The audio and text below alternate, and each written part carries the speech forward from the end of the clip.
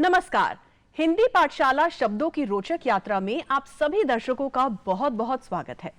किसी भी भाषा का श्रृंगार उसके शब्दों से होता है और अगर शब्दों में जरा सी भी उलट-पुलट हो जाए तो उस भाषा का आकर्षण फीका पड़ने लगता है।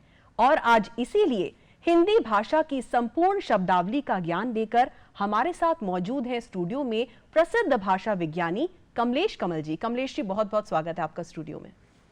आपका और हिंदी पाठशाला के सभी दर्शकों का बहुत बहुत अभिनंदन। कमलेश जी, श्रृंगार शब्द को श के नीचे री करके भी लिखा जाता है और कई बार जो लोग हैं वो श्र अक्षर का प्रयोग करते हैं, तो दरअसल सही क्या है? क्योंकि हिंदी की किताबों में दोनों ही देखने को मिलते हैं। इन दो शब्द को ना, स्रा और श्री जी, इन दोनों शब्दों की व्युत्पत्ति को हम अगर समझ लें ये बनते कैसे हैं तो इससे संबंधित जितने भी संशय हैं वो दूर होंगे। जी, अच्छा, जैसे श्रीमान, श्री, ये हर कोई ठीक लिख रहा है। बिल्कुल। श्रीमान, श्रीमती, श्रम, तो वो स्रा है। स्रा कैसे लिखते हैं? स्रा में क्या होता है? तालव्य श आधा है, र पूरा है। तालव्य श आधा और र पूरा, ये मिलने से स्रा बनता है। जैसे कि हम श्रीमान में श्री में लिखते हैं, ये स्रा है। अब कुछ शब्द ऐसे हैं जो श्री कहते हैं, जैसे श्रृंगार। ऐसे शब्दों में क्या है? तालव्य श उसमें भी आधा है लेकिन र नहीं है, री है। जी। श्री, आप श्री बोले, श्रृंगार, श्री बोले, श्री, श्री, री सुनाई दे रहा है क्या? जी, श्रृंगार में श्री, तो री जो है तालव्य श आधा और री पूरा। री क्या होता है? गोल होता है। री के नीचे देखते हैं गोल गुंडी होती है ना। जी।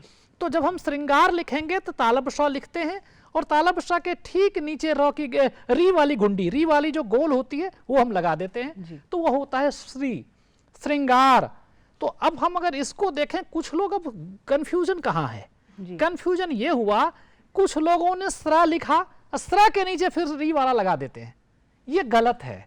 कुछ लोगों को तालव्य श के नीचे आप री लगाइए, री की मात्रा लगाइए, उनको लगता है ये गलत है, और वो क्या करते हैं? स्रा लिखते हैं पहले, स्रा में फिर री लगा देते हैं। जी।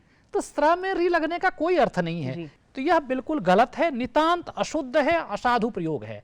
मेरे ख्याल से अगर हम बिल्कुल सहजता से इसको समझते हैं, इसमें कोई संशय नहीं है। जी कमलेश जी, बहुत बहुत धन्यवाद इस तमाम जानकारी के लिए। नमस्कार, धन्यवाद। तो एक अच्छे व्यक्तित्व के लिए अच्छी बोली का होना बहुत जरूरी है, क्योंकि एक अच्छी बोली ही अच्छे व्यक्तित्व का पूरक होती है। इसलिए जब भी बाहर निकले, अपने श्रृंगार के साथ साथ भाषा का श्रृंगार करना ना भूलें। हमें इजाजत दीजिए। नमस्कार।